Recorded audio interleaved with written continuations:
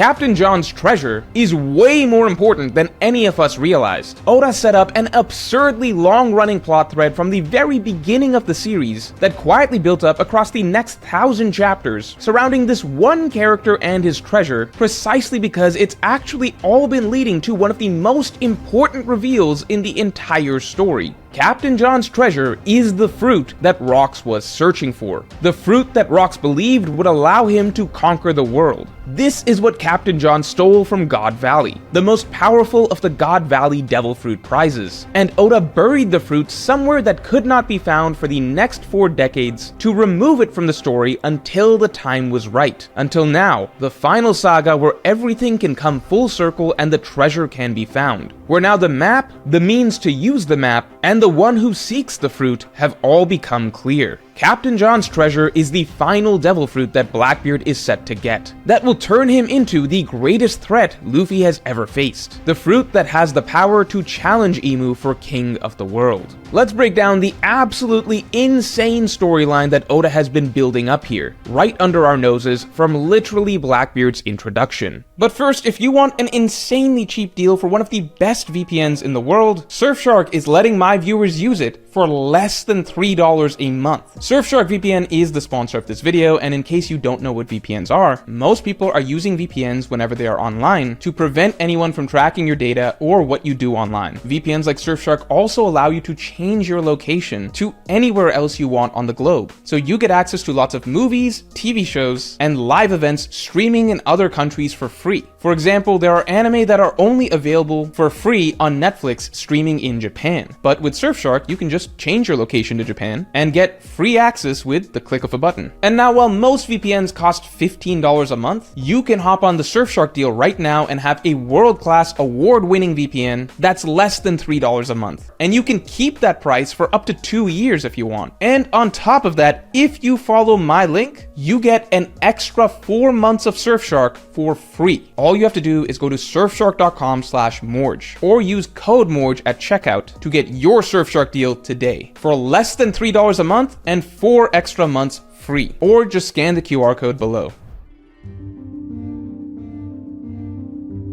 So that aside, to begin with, there are 2 things that are very likely. First, that Captain John's treasure is very important to One Piece, and second, that the treasure is a legendary devil fruit. So we know that Captain John's treasure is not just a gag, it is set to come into play in the plot in a major way. The entire narrative thread of Captain John's treasure is remarkably extensive, such that it's extremely unlikely that Oda has just been including it as an offhand gag that only Buggy cares about. It's introduced to us through Buggy, yes, however it becomes a very long-running subplot once we are introduced to Captain John himself at Thriller Bark, and then Luffy picks up this mysterious glass band. And this glass band actually becomes a permanent part of Luffy's character design over the course of the next several arcs. He is literally constantly wearing it, until finally Luffy meets up with Buggy, who reveals that all this time Luffy has been carrying the fabled map to Captain John's treasure. And with that, the map is handed off to Buggy. Now, this is already a very elaborate setup by Oda. If Captain John's treasure was just a recurring gag, then Oda could have just had Buggy find some random paper map somewhere, but Oda was very meticulous with the plotting and details around this narrative thread. It all had to actually make sense. Oda had Luffy actually encounter Captain John himself on the ship of the pirate who famously steals corpses. And so naturally, Luffy also finds Captain John's loot among Moria's treasures, including Captain John's own special map, which is not designed as an ordinary map, but strangely as a unique, mysterious, indecipherable glass band. And then Luffy keeps this map on his person as part of his outfit long enough for this map to make its way into Buggy's hands. There's a lot of planning and setup Oda put into this. Oda rarely does long-running setups of plot points like this unless it's leading to a major development in the future, suggesting that Captain John's treasure is almost definitely meant to be important. This is further reinforced as we later learn that Captain John is in fact one of the most legendary names among the Rock's pirates, right alongside Whitebeard, Kaido, Big Mom, and Shiki themselves. But interestingly, even though all of these great pirates have fallen at this point, only Captain John has a reputation for having left behind some special treasure, despite never being as great of a pirate as the others. The only similar figure who is notorious for having left behind a great treasure is of course Roger himself, and as we know, the One Piece treasure is real and is very important. However, the One Piece is of course likely not going to be a mountain of gold, but more so a unique type of treasure, and in in much the same way, it's unlikely that Captain John's treasure is just a mountain of gold.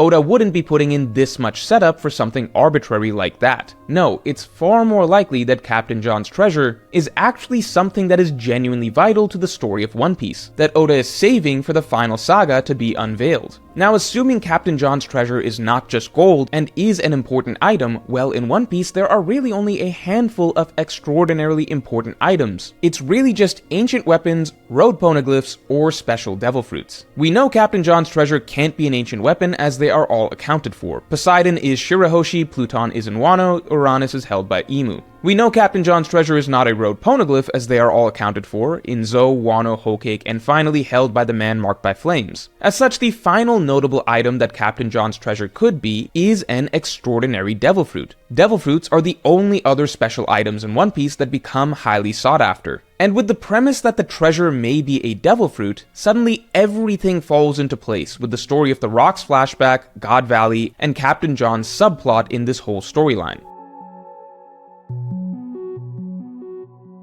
So to begin with, the God Valley incident centered around its highly sought after prizes, the devil fruits, and it's made clear that this isn't just any batch of devil fruits. These are an extraordinarily important collection of devil fruits. In fact, all of the devil fruits revealed from God Valley so far are some of the most significant and powerful devil fruits in the entire story. Kaido's devil fruit, Kuma's devil fruit, most likely Dragon's devil fruit. Oda is clearly setting up God Valley as being essentially a deep treasure trove of devil fruits that go on to be extremely influential in the narrative of One Piece. And the key line from Captain John here is that as he heads into battle at God Valley, he makes it clear that his goal is to steal the devil fruits as treasure. Almost everyone else on the Rocks Pirates is fixated on Shaki. So if we look at the pieces here, it all connects. God Valley houses a roster of legendary devil fruits. Captain John heads in proclaiming that he is going to steal these devil fruits as his treasure. Captain John gets away from God Valley, and decades later we keep hearing about how Captain John acquired some legendary treasure. And now Oda is setting up a long-running plotline in the modern day for this legendary treasure of his to be found.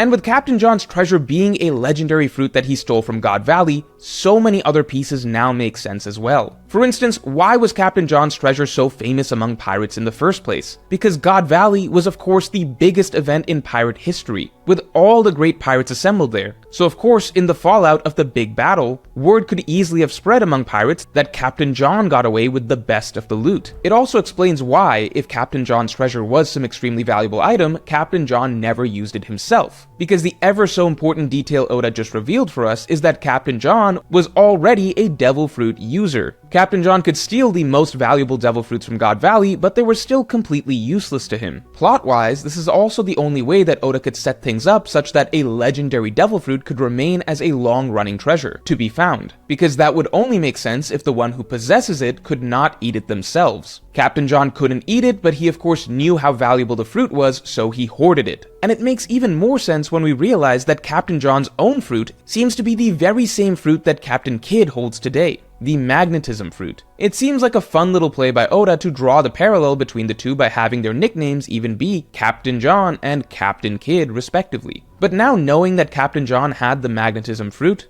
suddenly the mysterious map to his treasure makes sense as well. Just like Don Chinjao buried his treasure under an ice continent specifically because only Chinjao himself could access it thanks to his special ability, so too did Captain John hide his treasure in a way that it could only be found through his special ability. The glass band that leads to Captain John's treasure seems to be suspiciously visibly similar to log posts, but not quite the same. Could these be a special type of log post that can only be used through the use of the magnetism fruit? Special made log posts that only Captain John could use make perfect sense, and the unique design of the map further supports the notion that Oda most certainly does intend for the treasure to be found today, and for it to impact the plot in a major way, and that is to provide the third and final devil fruit for Blackbeard.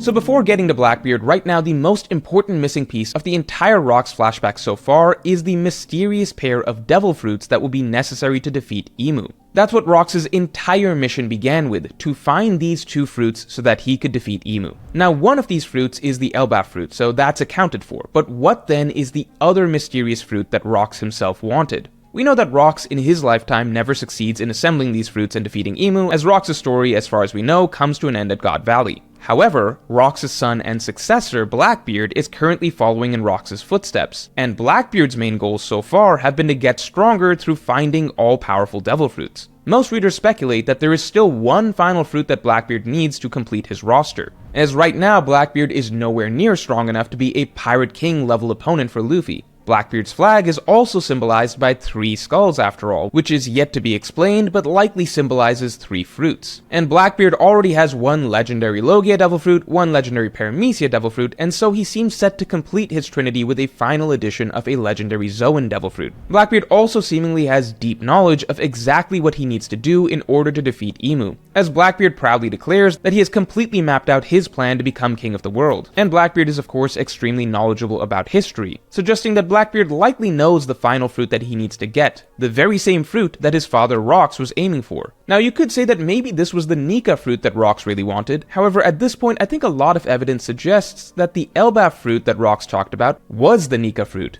To begin with, Nika is the Giants of Elbaf's most important deity. It seems that most of their culture is based around Nika, making Elbaf the first island that we've seen in One Piece where their entire culture is based around Nika. If the Nika fruit were to be held for safekeeping anywhere in the world, then this seems like it would have been the natural place. However, more importantly, we have to look at the timeline of events of the Nika fruit. 14 years ago, King Harold was killed, and the Elbaf royal family fruit was stolen. At this point in time, Shanks just so happened to be on the island, and it's strongly implied that whoever stole this Elbaf royal family fruit was sent from the world government. The big giveaway is that it definitely seems like Harold was Dami Reversied. As such, most signs point to the world government having seized this fruit 14 years ago. But shortly after this, a world government ship carrying the Nika fruit is attacked by the red-haired pirates in a very obviously intentional assault. The red-haired pirates would never just attack a government ship just for fun. It's clear that they were trying to get the Nika fruit. Now, considering the timing of events, Shanks is at Elbaf, Elbaf's royal family fruit is stolen seemingly by the world government, then shortly after that Shanks tracks down and attacks a ship carrying the Nika fruit to retrieve it from the world government. All of this together, this series of events strongly suggests that the Nika fruit was the Elbaf royal family fruit all along that Shanks then tracked down. Especially considering that it would just logically make sense for Elbaf to guard the Nika fruit, considering Nika is the centerpiece of their culture. This also explains why Loki has such a vendetta against Shanks, as from Loki's perspective, his father was murdered by the world government and the royal family fruit was stolen. Loki took to the sea after his father's death, only to discover that this special fruit of Elbaf that his beloved father had guarded had now been stolen by Shanks. Loki goes after Shanks in a rage, Shanks beats his ass, and Loki ends up back in Elbaf in chains. Now Loki himself of course also seems to have his own devil fruit, as evidenced by him being affected by Sea Stone, but that doesn't necessarily mean that Loki has the Elbaf royal family fruit. Loki could have eaten another fruit along his journey. Note, I'm not saying that the Nika fruit is definitely the Elbaf royal family fruit. I would love for it to be something different, as I've speculated on in past videos. However, a lot of signs point to the fruit that was stolen from Elbaf simply being Luffy's Nika fruit. And more importantly, it's just very likely that Blackbeard will have to pick up a legendary Zoan at some point, not just to complete his trifecta, but to complete his character as a dark parallel to Luffy. While Luffy wields an all-powerful Zoan, the Nika fruit, it's likely that Blackbeard should wield one as well that contrasts the protagonist. This would also fit nicely with the imagery Rox painted, of Harold wielding Elbaf's special fruit while Rox wields the other unknown fruit to fight Emu together side by side. Where in reality, the way things will play out, it will actually be Luffy and Blackbeard wielding each of these respective fruits, but against each other, to determine the fate of the world.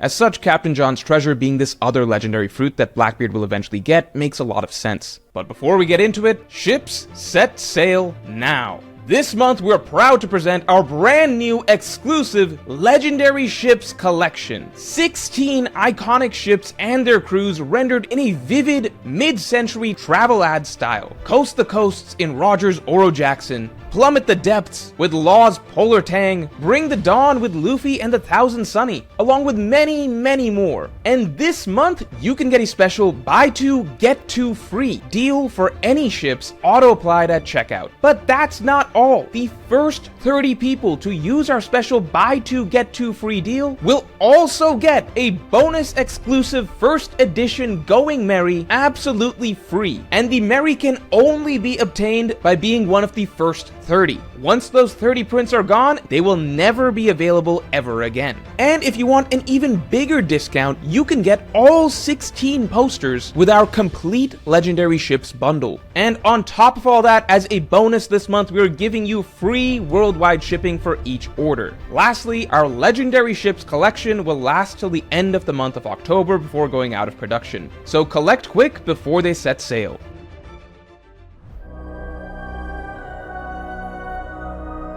And here's where it gets really interesting. Captain John's treasure was first introduced in chapter 233. Blackbeard was officially introduced in chapter 234. It might seem like a coincidence at first, but remember, Blackbeard is an insanely important character for the finale of One Piece, maybe One Piece's single most important antagonist. And the more important a character is to One Piece, the earlier Oda plans and plants the seeds for them. With Blackbeard, Oda obviously always knew all along that Blackbeard would be the final pirate opponent for Luffy, who would be wielding 3 devil fruits in the end, which is why literally from Blackbeard's introduction, Oda already set up the plot threads for all 3 of Blackbeard's fruits. In these 2 chapters, 233 and 234, Oda sets up the storyline of Blackbeard having to be punished for stealing his first fruit, the Yami Yami no Mi. Oda introduces Whitebeard, who is the carrier of Blackbeard's next fruit, the Gura Gura no Mi. And finally, Oda establishes the plot point of Captain John's treasure, which will eventually be Blackbeard's third and final fruit, likely his legendary Zoan. This right here was the point in the story where Oda was setting up all the plot threads that he needed for Blackbeard's future abilities.